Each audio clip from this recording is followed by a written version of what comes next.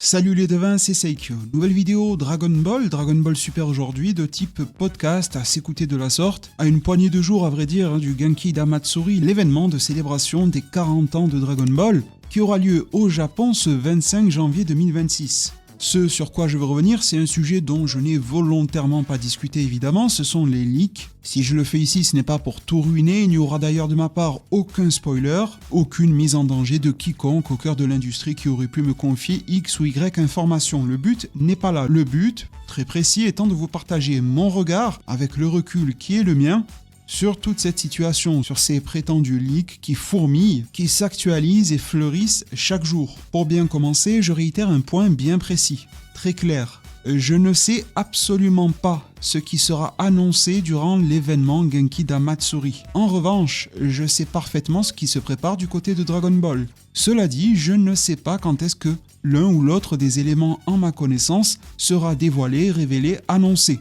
Et c'est un petit peu l'un des piliers motivant ma prise de parole, que des personnes travaillant sur les divers projets, peu importe la typologie d'ailleurs de ces derniers, ne savent pas quand le projet sur lequel ils travaillent sera annoncé.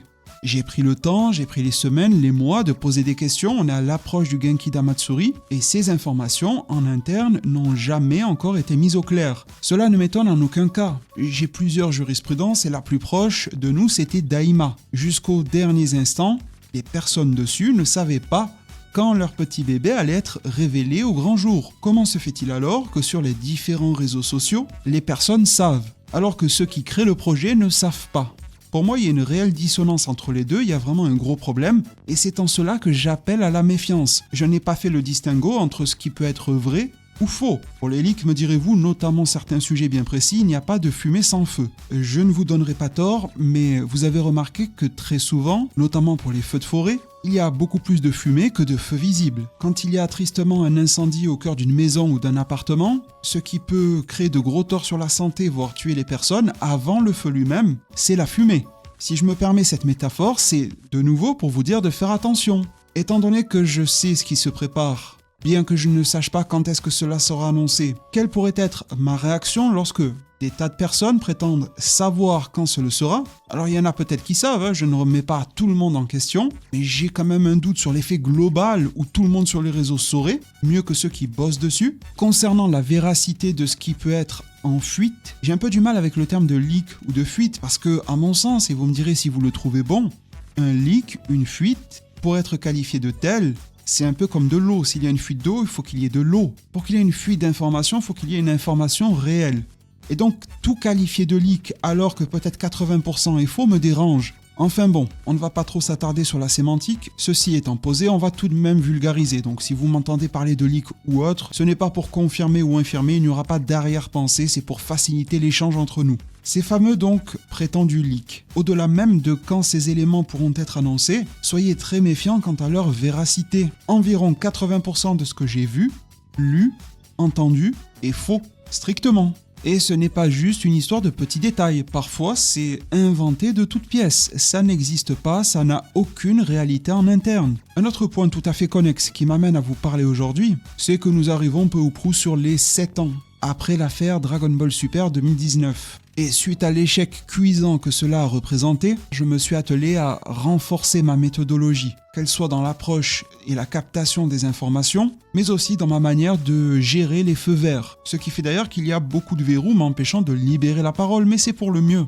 J'en suis totalement persuadé. Sans s'embourber en cela, ce qui m'a paru le plus important à partir de 2019, ça a été de prendre de la hauteur. L'échec à ce sujet a déplu, croyez-moi que je fus le premier sur la liste. Cet échec a évidemment ses raisons, elles ne sont toujours pas apparues publiquement. Peut-être un jour il y aura-t-il prescription à ce sujet et la vérité sera dévoilée. J'en avais délivré une petite bribe assez légère lors d'une vidéo explicative post-2019, mais ce n'est évidemment pas tout le schéma qui était ressorti. Mais après tout, soit. L'opinion publique se fera son avis sur la base des informations qu'il détient et ainsi va la vie, c'est à peu près comme cela sur tous les sujets. Alors au lieu de ressasser, au lieu de ruminer cela, je me suis attelé à faire mieux. Et j'avais appelé dès lors à ce que chacun en fasse de même, ce qui fut le cas à mon sens. Mais l'être humain a très souvent la mémoire courte et puis les nouvelles générations arrivent aussi. Ce qui fait qu'à l'heure actuelle, au lieu d'avoir un groupement de personnes, de fans, une communauté dédiée qui prend le recul nécessaire, qui délivre ou ne délivre pas l'information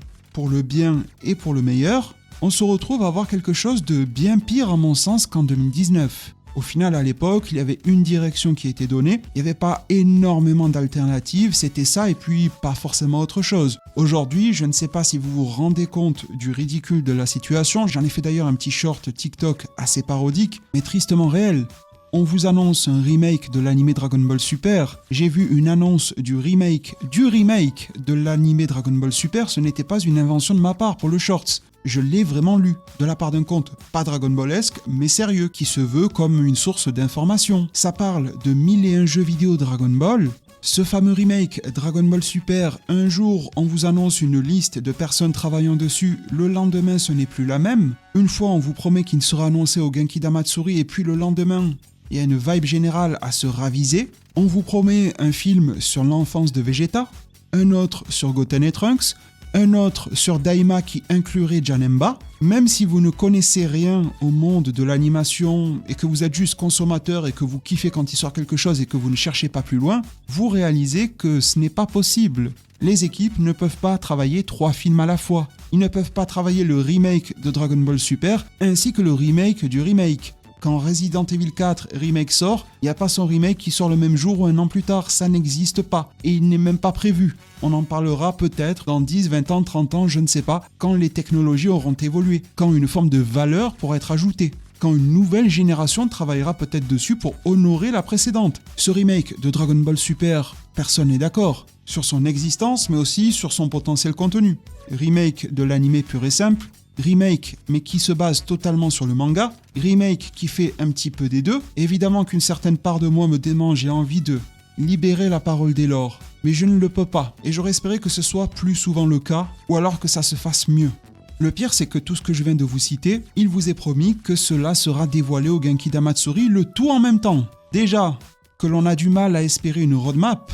C'est vrai que je l'aimerais beaucoup. La roadmap, c'est l'espèce de petit tableau. Avec telle année, on prévoit ça, ça, ça et ça. Comme le fait Marvel, comme le font beaucoup d'industries. Ça serait vraiment top pour Dragon Ball et bienvenue pour l'événement des 40 ans. Voilà, sur 1, 2, 3, 4, 5 années, voire plus, peut-être 10 années. Ce qui permettrait pour une fois à des Japonais, dans leur industrie qui est très bloquée habituellement, d'ouvrir des sujets sur des choses à venir plus tard, de fixer une date approximative, on ne leur en voudra pas de la rater d'un an ou deux, et de savoir ce qui arrive à court, moyen et long terme. Pour une roadmap, ce qui m'intéresse le plus, c'est ça, avoir des espoirs plus fondés dans ce qui sortirait de manière proche, on sait que les productions seraient plus avancées, tandis que ce qui est plus loin est soit dépendant d'un autre projet avec lequel il va collaborer et ou a besoin de plus de temps de production. Et comme ça, on sait s'agencer. Imaginons que Xenoverse 3 a besoin de beaucoup de temps. Ça, je vous l'avais déjà confirmé que ce jeu existait. Malheureusement, il y a encore des personnes qui découvrent que j'ai fait une vidéo dessus il y a je sais plus quand. J'avais parlé des retards sur la prod, enfin j'avais tout dit, mais bon. J'avais remarqué que la vidéo était passée sous les radars. C'est un petit peu dommage parce que, bon, les leaks, j'en fais plus trop.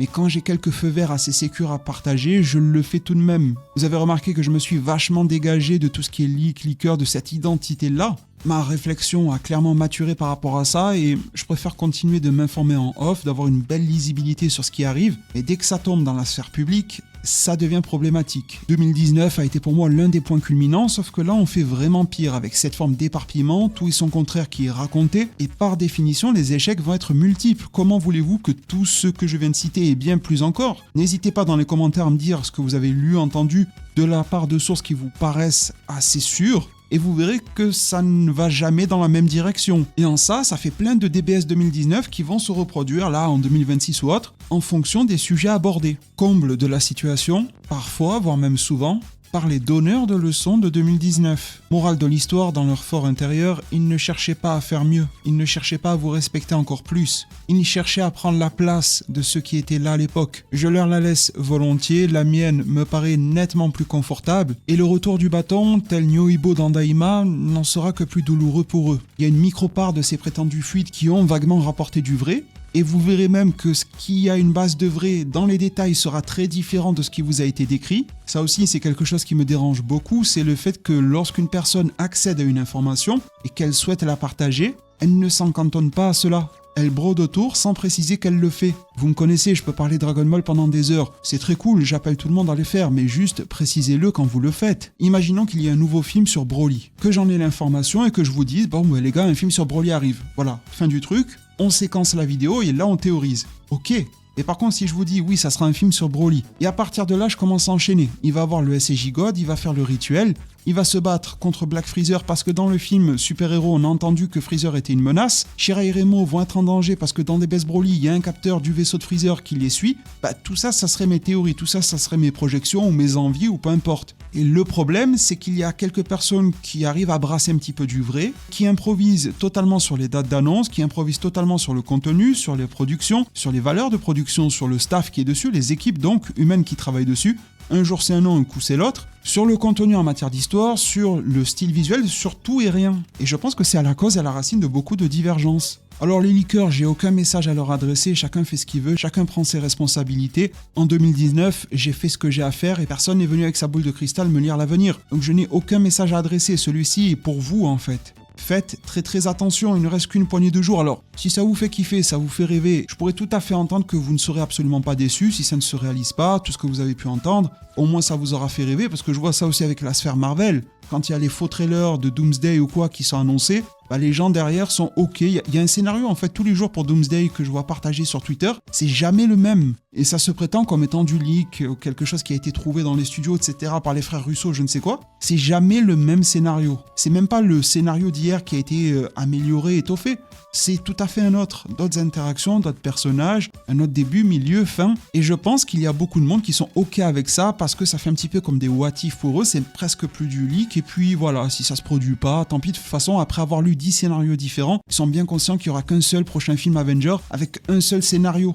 Ça va être un petit peu la même chose avec Dragon Ball. Dans tout ce que vous avez entendu, il y a un tout petit peu de vrai. Je ne peux que supposer que les ayants droit vont arriver d'une manière ou d'une autre à surprendre, que cela soit parce qu'ils vont dévoiler qui n'avaient pas été prévus par vos leakers du moment, ou bien par leurs absences sur des sujets majeurs, c'est tout à fait possible, et vous allez voir de grosses variations quant aux détails qui vous ont été fournis et délivrés, et vous vous rendrez compte que y a eu soit erreur, ou alors il y a eu carrément de la fanfiction. Pour moi, je vois tout ça se passer, je peux filtrer en fait ce qui est vrai ou faux. Je ne sais pas quand est-ce que le plat sera posé sur la table, mais j'ai une vue sur la cuisine et je vois ce qui est en train de chauffer ou non. Donc forcément, je peux faire un comparatif rapide entre ce que je vois en leak et ce qu'il y a vraiment sur le feu. Et ça peut vraiment différer, que ça soit sur l'intitulé du plat, que sur le goût qu'il aura, sa composition, avec pourquoi pas un plat principal par-ci, quelques condiments par-là, qui auront pu filtrer, qui auront pu fuiter, sur lesquels vous allez retrouver quelques appuis. Ça devrait se produire. Mais je ne sais pas si ça sera au Genki d'Amatsuri d'ailleurs, ou plus tard, je n'en sais rien, j'ai toujours eu cette ligne jusqu'à présent, et je la maintiens. Ce n'est pas pour semer le trouble là-dessus, c'est que vraiment je ne sais pas. Ce qui m'empêchera pas, je vous l'avoue, de bien dormir le 26 janvier, enfin le 25 machin. Vous connaissez ma situation de santé, mes médicaments, etc. Et mon analyse rapide des choses, favoriser sa santé ou des annonces potentielles de je ne sais quoi ce jour-là, santé directement. Je vous appelle d'ailleurs à en faire de même. Évidemment, si vous êtes réveillé ce soir-là, jetez-y un œil. Mais bon, en tout cas, on s'en parlera sur la chaîne en temps et en heure. Vidéo, shorts, peut-être un stream, pourquoi pas une radio libre. Il y a des choses qui vont se déverrouiller. On va passer de rien à quelque chose. Donc forcément, la situation Dragon Ballesque va évoluer. Est-ce qu'on va passer de rien à quelque chose de bien ? Ça, on verra sur pièce. Et chacun se fera son avis. De toute façon, sur Dragon Ball, plus personne n'est d'accord. Essayez ce petit jeu. Demandez à vos proches, que ce soit sur Internet ou en vrai, c'est quoi pour vous le vrai Dragon Ball ? C'est quoi qui qualifie Dragon Ball ? Vous verrez que ça différera de ce que vous pensez et que entre eux, ça différera aussi. Le consensus n'existe plus sur Dragon Ball. Ça serait intéressant de voir ce qu'en pensent les personnes qui n'ont pas été imbibées de réseaux sociaux ces dernières années. C'est pas notre sujet aujourd'hui. Si vous remontez un petit peu la loupe pour avoir une perception un petit peu plus large de la situation, vous remarquerez que les entre guillemets plus anciens ne s'expriment pas ou que très peu. Je m'englobe dedans, mais vous pouvez en retrouver d'autres sur la sphère anglophone. Ça ne parle presque pas. Il y a des raisons à tout cela. Et vous remarquez que ceux qui vous parlent beaucoup de nos jours, ce sont soit des anciens qui à l'époque ne parlaient pas des masses et qui ont envie de se mettre au leak. En soi, il n'y a pas de mal. S'ils veulent se positionner sur le créneau, ils estiment qu'une place est dispo. Et aussi beaucoup de nouveaux noms sortis de nulle part. On peut être débutant et bien bosser. Si seulement. Il y a une forme de divertissement à lâcher les chevaux et à dire il y aura ça, ça et ça, et j'y ai goûté, on y a goûté ensemble. Avec beaucoup de recul, il y a beaucoup de cas dans lesquels il vaut mieux pas. Dernier point, c'est du bonus que je souhaitais soulever avec vous. Avez-vous remarqué qu'un sujet que j'ai posé sur la table depuis le tout début de l'annonce de ce Genki d'Amatsuri est en train d'être discuté par la communauté? Il y a combien de mois de décalage? Je n'ai pas compté, mais plusieurs. Le nombre de projets promis dévoilés lors du Genki d'Amatsuri. Au risque de me répéter, mais on ne pourra pas me reprocher un manque de clarté, Je ne sais pas ce qui sera dévoilé au Genki d'Amatsuri, donc la quantité de projets qui sera dévoilée, je ne la connais pas. Cela dit, j'avais appelé dès les premiers jours à de la prise de mesure et de recul par rapport à ce nombre qui tournait partout. Et vous l'entendez, vous l'avez peut-être encore en tête aujourd'hui. Ces fameux 2 projets qui ne sont pas un jeu qui seront révélés, plus un jeu. On va dire 2 de type animation et un qui concerne le monde du jeu vidéo. Alors le jeu vidéo c'est acté, officiellement il y en a un de promis. On peut rentrer encore dans différents degrés de nuances. Il y en a un de promis, ça ne veut pas dire qu'il n'y en aura qu'un de dévoilé. S'ils ont envie d'en montrer un deuxième ou un troisième, ils pourraient. Mais c'est vrai qu'il y a un événement dédié avec un jeu, c'est écrit très clairement de ce côté-là. Pour les 2 autres projets, depuis le début, ce que l'on a n'est pas clair. Et là, vous commencez à voir que du côté de la sphère anglophone, ça commence à dire qu'un tel ou un tel se serait trop emballé. Même des personnes avec qui je suis en très bon terme, avec qui j'ai pu échanger ou échanger encore. Je vous dis tout cela sans aucune animosité et je pense que ça se ressent évidemment. Et vous avez aussi toute une salve de traducteurs de la communauté, pour les qualifier ainsi, qui vous disent « Mais attendez, nous on n'a jamais parlé de 2 projets, c'est un tel ou un tel. » Donc ça commence un petit peu à se balancer, à faire les snitch pour rien du tout. Donc j'aime pas trop cette attitude-là d'ailleurs, à pointer du doigt. Ça commence aussi à se dédouaner, ça commence à faire celui qui avait la science en premier lieu. Sauf que cette science-là, au départ, vous ne l'avez jamais exposée. Vous avez laissé tout le monde,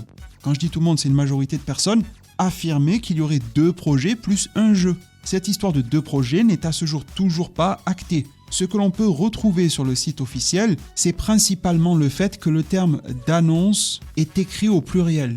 Et vu qu'il y a 2 sessions d'annonces, on peut faire un lien logique. Mais qu'est-ce qui les empêche de faire 20 annonces? Ça les regarde après tout. Réparties sur 2 sessions. Et s'ils ont envie d'en faire 40 pour les 40 ans, pourquoi pas? Évidemment, ça n'a pas de sens. Cela n'a aucun ancrage réaliste. Et s'ils veulent en faire 3 ou 4, là ça commence à nous parler un petit peu plus. Ils pourraient. Et aucunement, nulle part, il n'est écrit 2 projets. Alors on est à peu près assuré qu'il n'y en aura pas qu'un de ce côté-là, vu que annonce a été dit au pluriel. Faut toujours se méfier parce que faire passer des sous-projets pour des projets, c'est aussi leur fort du côté de Dragon Ball. Au vu de la formulation sur le site officiel, il semble y avoir plusieurs annonces, donc à minima 2. J'aurais préféré voir ça comme formulation, à minima 2. Vous avez vu que pas mal de pages anglophones et tout vous disent qu'il y en aurait peut-être même plus 2, mais qu'une seule, et commencent à flipper un petit peu. Je vous ai dit, DBS 2019 empire. Forcément, quand tu as une information dont tu n'es pas sûr et qu'en plus tu as brodé autour, tu commences à flipper après. Et pour clôturer, va une mauvaise compréhension de ce qui est écrit sur les sites. Et là, tout d'un coup, à quelques jours, quelques encablures de l'événement, ça commence à bien lire ce qui est écrit noir sur blanc. Pourtant, depuis le début, il n'y a pas eu de mise à jour sur le texte. Rien n'a changé, c'était là, j'en ai parlé dès les premiers jours, dans plusieurs vidéos de mémoire. Et on en est toujours au même point. Des annonces seront faites et il y a 2 sessions qui sont dédiées à cela. Est-ce que la première va tout révéler et la deuxième ne fera que tout répéter? Est-ce que c'est l'inverse? Ou bien on va diviser un flux d'annonces en 2 sessions? Une annonce au début, une annonce sur la deuxième, 2 et 2, 3 et 4, et ils font bien ce qu'ils ont envie de faire. Et j'ai l'intime conviction que pas grand monde, si ce n'est presque personne, ne sait. Je reboucle avec le début de cette émission. Les personnes sur les projets ne savent pas quand leur bébé sera révélé, comment des personnes sur Twitter ou autres le sauraient. Peut-être que très à la marge, c'est possible. Avoir des contacts dans le marketing, c'est pas trop mon fort, mais ça peut être celui de quelqu'un d'autre. Avoir des infos de manière transversale, ça peut aussi se faire. C'est pour ça qu'il ne faut pas non plus exclure la possibilité que 1 ou 2 personnes aient véritablement les infos. J'en suis à un stade où quand elles ne me parviennent pas car les personnes sur les projets elles-mêmes ne les ont pas, eh bien je me permets raisonnablement, à mon sens, d'en douter. Au terme de cette vidéo, je vous appelle à la prudence. Il est une évidence qu'il y aura des annonces 25-26 janvier là pour le Genki d'Amatsuri. Une modeste part de leur essence vous est probablement parvenue. Il a probablement fuité correctement, mais tout reste à faire. De la part des officiels eux-mêmes, ils n'ont encore rien libéré pour le moment. Vers quel type d'annonce leur choix pourrait se porter? Qu'est-ce qu'ils vont garder sous le pied après cet événement-là? Vont-ils en garder pour le Dragon Ball Games Battle Hour? Et même après celui-ci, ils auraient la possibilité de ne pas tout dévoiler. Patient avec eux, on l'a beaucoup pété. C'est aussi pour cela que je me détache un petit peu de leurs effets d'annonce. Car déjà, je vois ce qui se passe et surtout ce qui ne se passe pas en interne, ça c'est très important, et parce que j'estime qu'à ce stade-là, des efforts, nous, on en a fait beaucoup. C'est à eux, les ayants droit, maintenant de faire quelque chose. Aux yeux de certains, Dragon Ball Super ou Daima ont fait beaucoup de mal au Dragon Ball d'origine. À mes yeux, Dragon Ball Super et Daima se sont déjà en premier lieu fait du mal à eux-mêmes, fait du mal également à de jeunes générations, Tel que je l'ai déjà dit, mon Dragon Ball, il est fait. Celui des jeunes qui avaient à peine commencé à enivrer à partir de 2013 et 2015 dans le bon sens du terme, il est foutu. Ma passion, elle est là, elle est immuable. Si ma hype varie, ce n'est pas bien grave. Et la hype, bien qu'elle peut avoir des liens, n'a aucune forme de proximité avec la passion. Et ce n'est pas vous ni moi qui allons relancer Dragon Ball de nos jours. Si les ayants droit ne foutent rien, sortent des projets sans aucune ambition, continuent à délivrer de manière bancale et par-dessus tout sporadique, c'est-à-dire un projet aujourd'hui, un trou pendant 3 ans, on revient avec quelque chose qui ne reboucle pas forcément avec la chronologie, puis on disparaît pour 5 ans. Alors Akio nous promettait que ce n'était pas sa volonté, qu'il en avait sous le pied pour 10 ans, une preuve parmi d'autres s'il en fallait une, pour mettre en lumière le fait que c'est à eux, c'est à cette bande, pas forcément des artistes opérationnels, ils n'attendent que ça. Même un Toyotaro, j'en suis sûr, n'attend que ça de délivrer. Les artistes de Toei Animation n'attendent que ça. Les studios de développement affiliés à l'éditeur Bandai Namco n'attendent que ça de délivrer du bon et du beau jeu. Ce sont les têtes pensantes, les ayants droit que je vise. Ils font n'importe quoi, n'ayant pour seule constante d'alterner entre maladresse et le néant. Tant que cela ne changera pas, Dragon Ball n'ira pas mieux. Peu importe d'ailleurs la tonalité que prendront ces projets, ces thèmes, la maturité ou autre qui leur sera accordée, ça ne changera rien tant que la structure pensante de Dragon Ball ne sera pas repensée, retravaillée, remaniée de la cave au grenier. Merci infiniment de m'avoir suivi au cours de cette émission. J'espère qu'elle aura su vous plaire, amener à la réflexion, amener à la prise de recul, à la distance avec ses projets tout en gardant un œil dessus. Et à une époque où tout devient du consommable pur et dur, que cela soit l'œuvre en elle-même, ses produits dérivés, jusqu'à ses leaks, le format posé qui prend son temps en podcast me paraît tout à fait approprié. Vous me direz s'il en est de même pour vous. Je prends un grand plaisir à vous les préparer, ça apporte une forme de renouveau à la chaîne qui, ma foi, est des plus appréciables. Du contenu prochain arrive, restez à l'affût, merci pour tout, abonnez-vous, activez la cloche, un boost et un like seraient plus que bienvenus. Prenez tous extrêmement bien soin de votre futur, et à plus pour de prochains arts divinatoires.